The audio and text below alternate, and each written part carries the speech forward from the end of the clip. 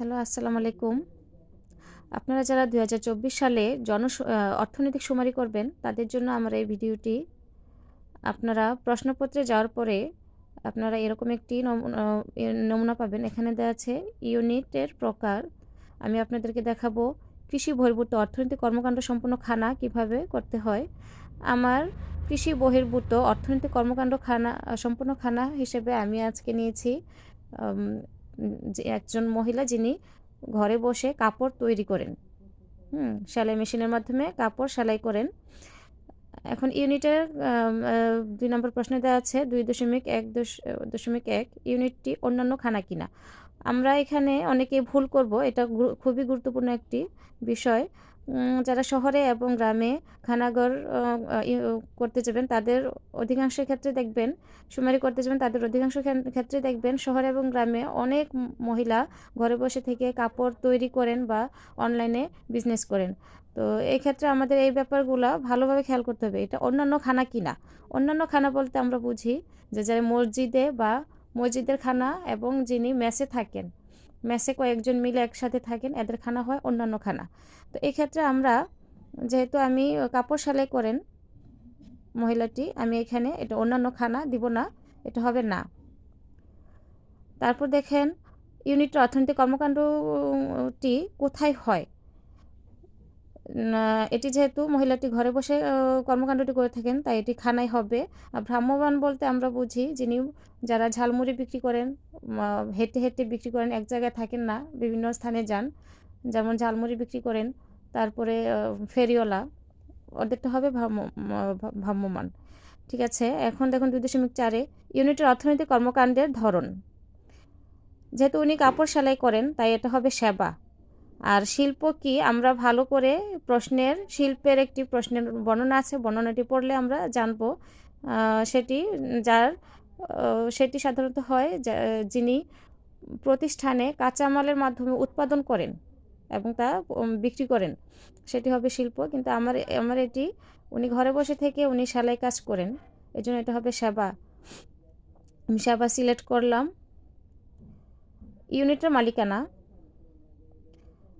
মালিকানা যেহেতু উনি ব্যক্তিগত বা এককভাবে নিজেই কাপড় তৈরি করেন, তাই এটা হবে ব্যক্তিগত।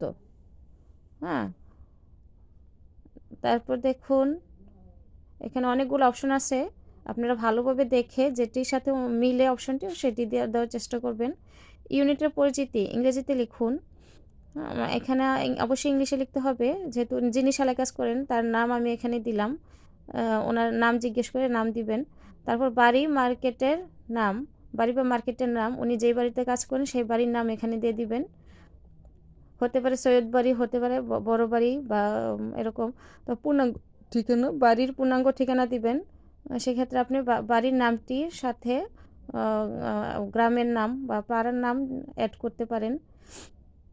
রোড নম্বর, পাড়া বা ব্লক, সেক্টর বা রাস্তা, গ্রামে যারা করেন তারা রাস্তার নাম দিবেন, রোড, ব্লক বা পাড়ার নাম দিবেন। যারা শহরে থাকেন তারা ব্লক, সেক্টরের নাম দিবেন, রোড নম্বর দিবেন। হ্যাঁ, উত্তরপাড়া, দক্ষিণপাড়া এরকম হতে পারে, বা বাড়ির নাম বা রাস্তার নাম দিতে পারেন। টেলিফোন নম্বর অবশ্যই দিতে হবে।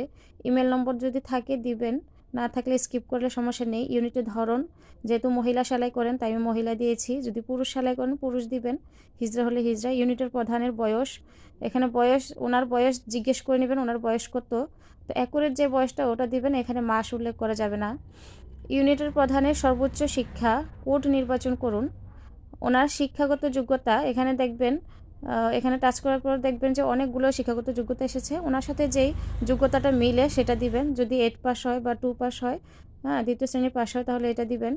যদি সে অনার্স কমপ্লিট করে বা কামিল দাওরা পাস করে, তাহলে এখানে এই অপশনটি সিলেক্ট করবেন। আমি এটি সিলেক্ট করেছি। তারপর দেখুন ইউনিটটি নিবন্ধিত কি না।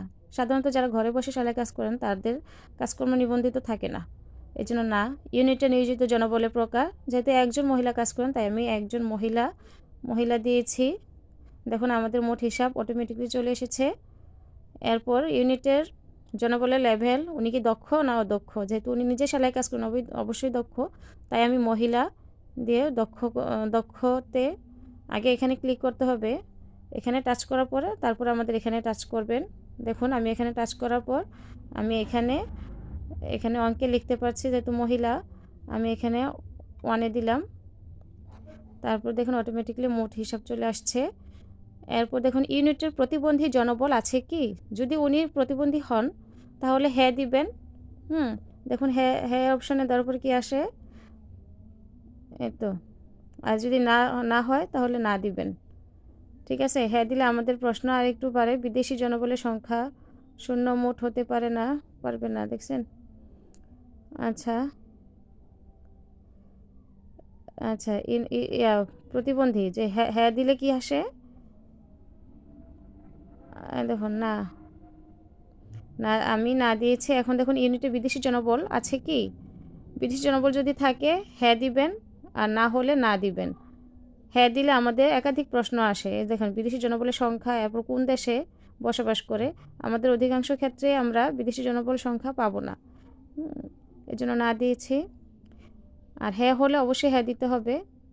অনেক ক্ষেত্রে অনেক বিদেশি দেশে বসবাস করে থাকেন, এই জন্য এখানে হ্যাঁ দিতে হবে। তারপর দেখুন ইউনিটের প্রধান অর্থনৈতিক কর্মকাণ্ডের বিস্তারিত বিবরণ।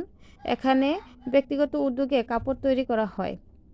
ব্যক্তিগত উদ্যোগে কাপড় তৈরি বাচ্চাদের এবং বড়দের জামা কাপড় তৈরি করা হয়, বা টি শার্ট প্যান্ট এগুলো বানানো হয়, এভাবে বানিয়ে দিতে পারবেন।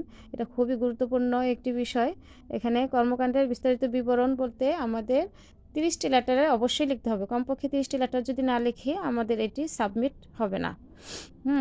এটি অবশ্যই অফিস কর্তৃক পূরণীয় লেখা আছে, এটা আমরা স্কিপ করব। তারপর দেখুন এখানে লেখা আছে মানে 5 ডিজিটের প্রত্যেকটায় লিখতে হবে কি সেবাসমূহ, মানে প্রদানকারী ইউনিটের সেবামূলক কর্মকাণ্ডের বিবরণ। মানে উনি কি কি বানান, যেহেতু উনি সেলাই কাজ করেন, উনি কি বানান, জামা বানান, সালোয়ার কামিজ বানান, শার্ট বানান, হ্যাঁ ছোটদের ফ্রক বানান, এগুলো আমরা এখানে দিতে পারবো। আর এগুলো অফিস কর্তৃক পূরণীয়।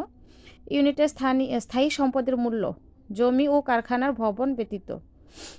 স্থায়ী সম্পদের মূল্য, যেহেতু উনি সেলাই কাজ করেন, এখানে অবশ্যই আমাদের মানে সবচেয়ে কম যেটা বাজেট যেটা এটা দিতে হবে। আমি 1 লক্ষ থেকে 10 লক্ষ পর্যন্ত দিয়েছি। মূলধনের প্রধান উৎস, যিনি সেলাই করেন উনি নিজে সেলাই করেন নিজের ঘরে বসে, এর জন্য নিজস্ব তহবিল দিয়েছি। এখানে অবশ্যই প্রযোজ্য নয় বা ব্যাংক এনজিও এগুলো কোনো কিছু হবে না। ইউনিটের বর্তমান মূলধনের পরিমাণ, এখানে আপনি 10,000 টাকা দিতে পারেন, 20,000 টাকা দিতে পারেন। ওনার যে মেশিনের মূল্য কত ওইটা খেয়াল করে এখানে দিবেন। মেশিন বিভিন্ন মূল্যের আছে।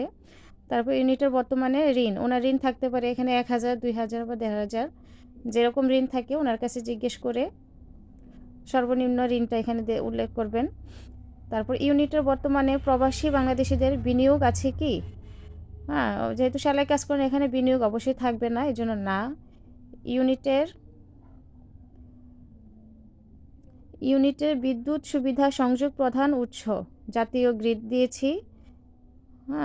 যেহেতু উনি কাজগুলো ঘরে বসে থেকে করেন, আর অধিকাংশ ক্ষেত্রে এখন পল্লী বিদ্যুৎ ব্যবহার করা হয়, তাই আমরা জাতীয় গ্রিড দিয়েছি। ঘরে ঘরে এখন বিদ্যুৎ, তাই জাতীয় গ্রিড অবশ্যই দিবেন, অন্যান্যগুলো দেওয়ার দরকার নেই।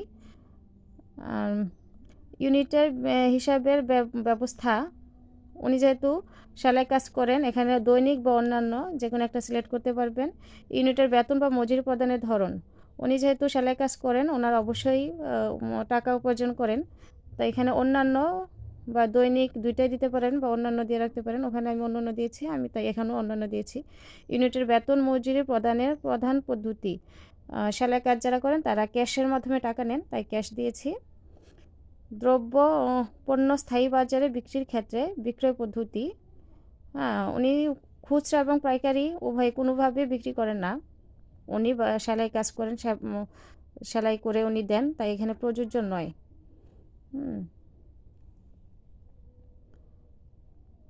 তারপর ইউনিটটি ই কমার্স বা অনলাইনের ব্যবসায় সম্পৃক্ত কি, এখানে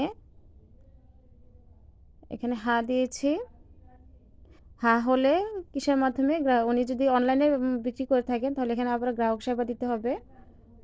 যদি উনি অনলাইনে বিক্রি না করেন তাহলে না দিবেন, না দিলে আমার আর কোনো প্রশ্ন আসছে না। ইউনিটটির কোনো ইন্স্যুরেন্স রয়েছে কি, অনেকের ইন্স্যুরেন্স থাকে না, এজন্য না। এসব ক্ষেত্রে ইন্স্যুরেন্স থাকে না, যেন ঘরে বসে সেলাই কাজ করে। এরপর দেখেন ইউনিটের আর থাকলে হ্যাঁ দিবেন। ইউনিটের গবেষণা ও উন্নয়ন ব্যবস্থাপনা আছে কি? আমি এখানে না সিলেক্ট করলাম। ইউনিটের অগ্নিনির্বাপক ব্যবস্থা আছে কি? না দিলাম। ইউনিটের বর্জ্য ব্যবস্থাপনা সম্পর্কিত কোনো কার্যক্রম আছে কি? না। প্রতিষ্ঠানটির পরিবেশগত ছাড়পত্র আছে কি? এসব ক্ষেত্রে সাধারণত নাই দিবেন। প্রতিষ্ঠানটি ফায়ার সার্ভিস, এগুলো না। ইউনিটে টিআইএন আছে কি? এখানেও না দিলাম। মূল্য সংযোজন কর নিবন্ধন কি? হ্যাঁ, ভ্যাট নিবন্ধিত কি? এখানেও না দিয়েছি। অনেক ক্ষেত্রে তাদের এইসব ক্ষেত্রে অনেকেই দেয় না, ইচ্ছাকৃতভাবে দেয় না, এই জন্য আমি না দিয়েছি। জিজ্ঞেস করে এখানে হ্যাঁ বা না আপনারা সিলেক্ট করবেন। তারপরে ইউনিটে বিআইএন আছে কি? সেক্ষেত্রে আমি না দিয়েছি। ইউনিটের 2023-24 অর্থবছরের মোট আয়, হ্যাঁ, তার 1 বছরের আয়ের কথা এখানে বলা হয়েছে। তার মোট 1 বছরে কত টাকা আয় হয়েছে। সেলাই মেশিনে যারা কাজ করে বছরে মাসে না হলেও 2,000 টাকা করেও যদি আসে, 1 বছরে অবশ্যই 12,000 15,000 অবশ্যই আসে। আপনি এখানে সেটা দিয়ে দিবেন। 10 12 বা 15 যেরকম পারেন। অনেকে আরও বেশি সেলাই করেন, আমি এখানে 50,000 দিয়েছি। আপনারা 15,000ও দিতে পারেন।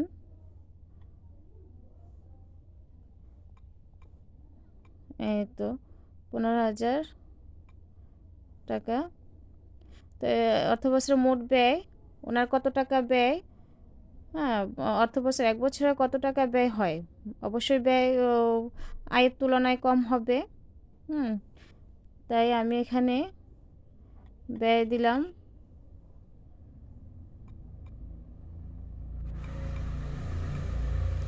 হ্যাঁ, ব্যয় দিব 10,000 টাকা। 10,000 টাকা। তারপর দেখুন আপনার ইউনিটে নিম্নোক্ত কী কী সমস্যা রয়েছে। যেহেতু উনি সেলাই কাজ করেন, ওনার কোনো সমস্যা নেই। যদি সমস্যা থাকে জিজ্ঞেস করবেন। সহজলভ্য ঋণের অভাব থাকতে পারে। দোকানপাটের ক্ষেত্রে পর্যাপ্ত মূলধনের অভাব থাকতে পারে। তো আমি এখানে কোনো সমস্যা নেই সিলেক্ট করলাম। তারপর দেখুন এগিয়ে যানে যদি আপনি সিলেক্ট করেন তাহলে এটি সেভ হয়ে যাবে। আমি আজকে এগিয়ে জানে সিলেক্ট করলাম না, যেহেতু আমি এটা নমুনা করেছি। আর আজ থেকে সুমারি গণনা শুরু। আমি এখানে সেভ দিতে পারবো না। আমার ভিডিওটি ভালো লাগলে আপনারা আমার চ্যানেলটিকে সাবস্ক্রাইব করবেন এবং আরও গুরুত্বপূর্ণ কোনো তথ্য জানতে চাইলে আমাকে বলবেন। আমি ওই বিষয়ের উপরে আবারও একটি ভিডিও আপনাদেরকে দিব। আল্লাহ হাফেজ।